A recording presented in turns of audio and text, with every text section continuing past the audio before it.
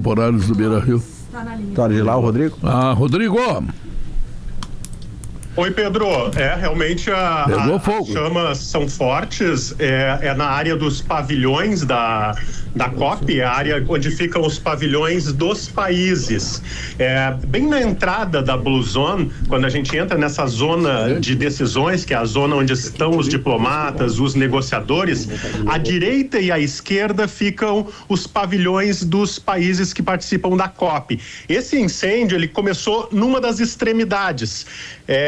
Toda essa estrutura é uma área gigantesca de lona, e que ocupa o parque da cidade. Essa extremidade, ela é uma área onde tem algumas organizações não governamentais junto a outros países. Então, assim, não é no corredor central, é na área mais à direita, porém, bastante chamas, e por ser uma estrutura de lona, obviamente houve um estado de emergência, os seguranças correram e também houve a evacuação desta área. Não foi todo o prédio evacuado, não foi toda a estrutura evacuada, mas a área dos países, os pavilhões onde ficam, então, as delegações. A gente não tem informações sobre feridos até o momento. Aparentemente, neste momento, ninguém se feriu. Foi rápida a operação de evacuação, mas sim, pelo que a gente tem informações, ainda bastante fogo. Agora que chegou, na imagem que nós temos da RBS TV aqui, do jornal Hoje, Rodrigo, agora que chegou o primeiro caminhão para combater o fogo, não só com extintor, e sim com água. Você não tem essa visão ainda aí, né? Não, eu não tenho essa visão ainda. Até casualmente, eu saí por trás da área da Blue Zone hoje e avistei vários caminhões de emergência dos bombeiros. Esses caminhões, eles ficam numa parte escondida da conferência, até por onde eu saí. Pela primeira vez eu tive acesso à área que não se vê da região da COP. Então é a área que fica realmente escondida a partir dessas lonas.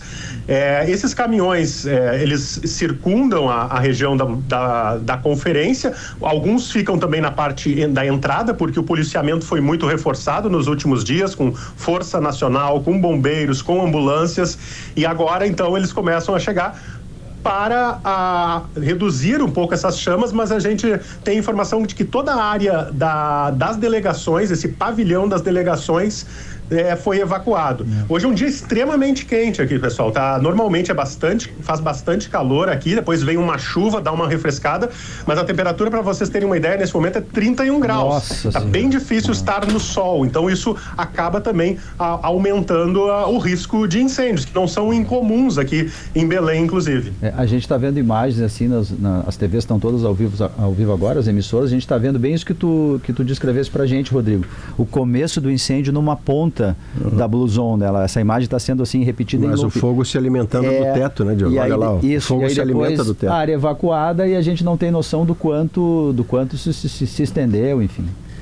Mas me parece que é a grande dúvida agora, porque de fato essa lona, essa estrutura, ela não tenho conhecimento técnico do que ela é feita. Espero que seja, né, com algum tipo de material anti-chamas, ou que pelo menos evite a sua propagação.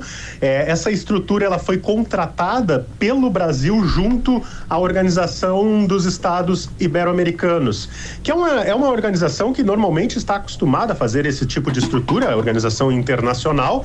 Ela monta essa estrutura da COP em vários países. Foi assim em Baku, no Azerbaijão, foi assim em Dubai, nos Emirados Árabes Unidos. Então, assim, já de antemão não é uma estrutura frágil e não é uma estrutura para evitar críticas. É porque é Brasil. Não, essa estrutura é internacional, ela é montada em todos os anos pelo mesmo grupo no local onde é feita a sede da COP. Agora, claro que é uma estrutura que é uma lona, né? Então, tanto que nos primeiros dias a gente viu, havia goteiras quando chove muito forte aqui, no final da tarde, geralmente. Então, havia goteiras, em alguns momentos vazavam. Agora, este ponto que eu descrevo, justamente, a Blue Zone, que é a zona de decisão da COP, tem na entrada estes pavilhões das delegações, o pavilhão do Brasil, da Confederação Nacional da Indústria, dos Estados Amazônicos, tem da Austrália, tem da Turquia, 2 países que estavam disputando a sede da COP, inclusive no ano que vem, e mais à direita e à esquerda, nas extremidades, numa delas onde começou o incêndio, é onde ficam então essas organizações, então OMS, ONU Brasil, organizações que são internacionais, sociedade civil e não ligadas às delegações. Foi ali, num desses pontos que começou o fogo, é distante da área das plenárias, é distante do Media Center, do centro de imprensa, dá cerca ali de 15 minutos de caminhada, porque são estruturas muito grandes. Então a área das delegações, dos negociadores, dos diplomatas, fica mais ao centro do parque da cidade, enquanto esta área onde começou o incêndio fica bem na entrada, bem no início da sede da conferência. Agora, claro, né, pessoal, é mais um incidente aqui na COP30 no Brasil. A gente teve uma tentativa de invasão lá nos primeiros dias da COP por um grupo de indígenas que faziam protesto. Aquilo levou com que as Nações Unidas fizessem uma carta protestando em relação ao Brasil pela questão da segurança. Depois, 2 dias depois, tivemos na semana passada ainda um bloqueio por parte também de um grupo de indígenas que queria falar com autoridades brasileiras, e agora temos aí um incidente relacionado a fogo, a incêndio. A gente ainda não sabe a extensão disso, mas obviamente é mais um incidente de segurança que se junta de insegurança que se junta a este histórico aí de 2 semanas da COP30. Mas não vai ser fácil apagar esse fogo todo aí, hein, Rodrigo? Pois é, a gente está vendo a mobilização dos bombeiros aí. Há uma estrutura bastante forte de agora, que foi reforçada nos últimos dias, depois desse puxão de orelha por parte das Nações Unidas. Então a gente observa vários caminhões que estão posicionados ali, isso no dia a dia, e hoje mesmo atrás da estrutura da COP a gente observava vários caminhões. Mas, como eu falei, essa estrutura que é lona, ela é bastante frágil no sentido de que pode ser consumida pelo fogo rapidamente. E esperamos que não, né? Eu não tenho acesso visual as imagens, Rodrigo, ao incêndio, vocês podem ver. A gente pode ver, sabe o que, Rodrigo? A gente pode ver aqui, ó, Maurício, na parte de trás que o Rodrigo chegou a referir, brigadistas tentando rasgar a lona, romper a lona para que provavelmente o fogo não porque ela tá, o fogo claramente se alimenta desse material inflamável que é a lona de teto. Já são 2 caminhões de bombeiros ali do lado de fora, mas parece insuficiente para a quantidade do fogo que continua comendo o teto, né? O teto de lona. Esse é um problema que nós tivemos aqui no centro de Porto Alegre. A escada Magiros não funcionou. E aquele incêndio que teve ali na Praça 15, ele teve mais dificuldade do que teria normalmente. A gente está aqui com carpete, com estrutura de plástico, então é importante destacar que quando foi feita aqui essa estrutura, o forro e o revestimento, eles são anti-chamas. Então, foi tido esse cuidado previamente durante a construção desses pavilhões. Os materiais que cobrem aqui são anti-chamas, são resistentes ao incêndio. Houve um princípio de incêndio, daqui a alguns minutos a gente vai saber o que causou. Talvez um celular carregando, talvez uma correria novamente. Talvez algum curto elétrico. Ministro, já você sabe o que aconteceu? Seu ministro Celso Sabino está dando explicações sobre o incêndio, daquilo que já se sabe, a gente vai saber. Pouco do que já se sabe. Aquelas imagens que a gente vê, quem nos acompanha pela live, o fogo tomando conta, é uma imagem gravada.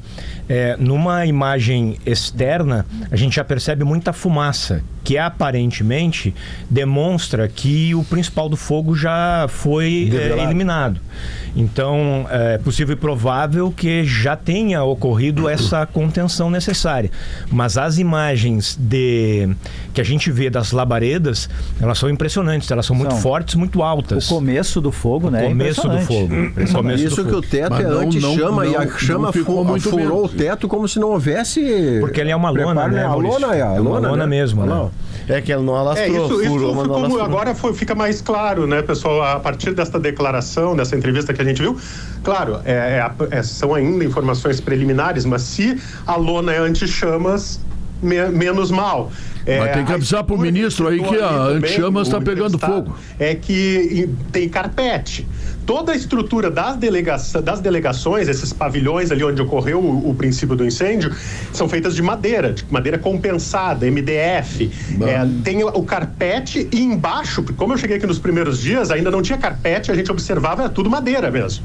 Então, tomara que seja anti-chamas mesmo e que, de fato, essas imagens que a gente está observando pela televisão são de momentos anteriores, porque a imagem que a gente tem, por exemplo, de dentro da Blue Zone é chamas enquanto as pessoas estão correndo. Então, houve um momento de pânico, de correria, de evacuação da Blue Zone. E aquela escuridão que a gente percebe no pavilhão da Blue Zone é também uma medida de contenção. Eles cortaram a energia também para que não se agrave ainda mais o incêndio. Também é uma outra medida de segurança adotada também. O fato da lona ser anti-chamas, ela rompeu com o fogo e, pelo que disse o ministro, é um fogo que talvez tenha sido de um celular ou de um curto-circuito, mas ela não alastra. Então ela só rompe. Furou o teto e não alastrou. Ficou concentrado naquele lado ali e com as medidas dos brigadistas ali do lado de fora de romper para que não se alastrasse do lado de fora. Mas deve haver um contratempo forte em relação às atividades previstas para o dia todo, né, Rodrigo? O ministro está falando ainda na CNN, o recente consegue. Em ação, já está contido o evento. É procedimento padrão evacuar uma área. Nós estamos aqui com milhares de pessoas participando desse evento. É procedimento padrão acontecer isso que está acontecendo.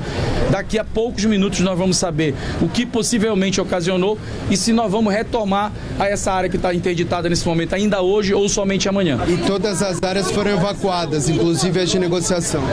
Não, nós não estamos com todas as áreas evacuadas, não. A gente está evacuado até aqui, ó. Nós estamos na metade do pavilhão. A gente ainda tem sala de negociação para lá, a área da imprensa está tudo aqui preservada. Existem salas aqui de negociação e a área aqui da imprensa está toda preservada. O isolamento até aqui. Mas se for necessário evacuar até lá, nós vamos evacuar até lá. A prioridade aqui é a segurança das pessoas. Como? Algum ferido? Não, nenhum ferido. Você iniciou no pavilhão chinês, foi? A gente não sabe ainda com certeza. Pode ter sido. Não, eu estava bem aqui, Pode ter sido um curto-circuito? Pode ter sido um carregamento de um celular sendo mal feito, pode ter sido um curto-circuito da rede elétrica.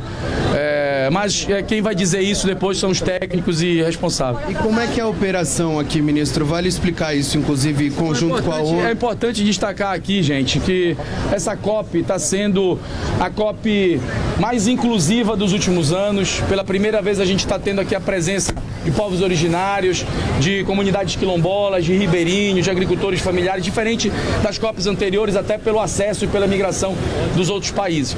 A gente está tendo a segunda COP até ontem, era a segunda COP de... Nós estávamos com mais de 65 mil pessoas participando dessa COP. As negociações também apontam para encaminhamentos muito eficazes em relação ao combate ao clima, o fundo permanente de manutenção das florestas tropicais, o mapa do caminho e tantas outras propostas que estão à mesa. Diferente das COPs anteriores, essa COP provavelmente vai entregar muito mais coisa. Houve aqui um princípio de incêndio, isso é passível de qualquer grande evento, não é porque aconteceu em Belém que aconteceu esse incêndio. Eu peço, inclusive, que os veículos de comunicação sejam muito reais. Eu peço, inclusive, que os veículos de comunicação sejam muito fiéis com o que está acontecendo aqui.